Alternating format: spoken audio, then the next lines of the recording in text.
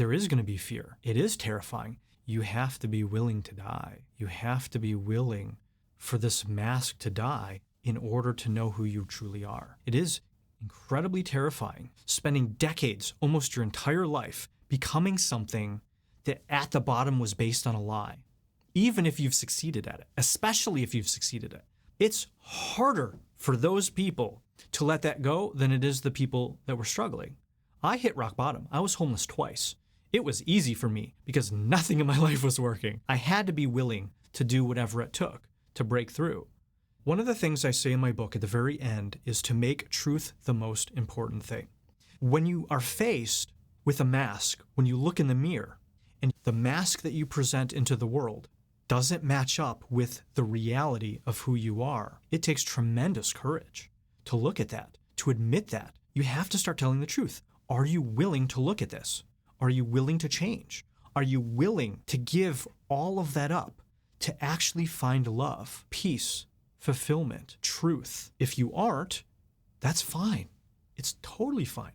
But you have to tell the truth. You have to be honest with who you are and where you're at. If you are ready to do that, it's gonna be scary. Courage isn't the absence of fear. It's having fear and making the choice to do it anyway. All of my clients have tremendous courage because we do this shadow work. We look at these parts of ourselves that many of us spend decades of our life suppressing, not wanting to look at ourselves. We've all seen this on social media. You see this beautiful girl, and she then puts all these crazy filters on her photos. She filters it like 6 times, and you're like, who is there? You don't have access to what that person really looks like. But to that person, they think that's what beauty is.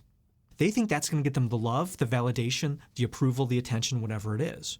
What really happens in reality is just like the things that we do that take us further from our true self, it takes that person further away from their true beauty. By doing the opposite, you start to reveal the truth. You start to reveal what's under those filters. Instead of being at war with these blemishes our entire life, trying to fix them, cut them off, what I invite people to do is to go into them, to start looking at them, to fall into them, to fall in love with them, to let ourselves be annihilated by them, to get into relationship with these shadow aspects rather than try to cut them out, fix them, and get rid of them.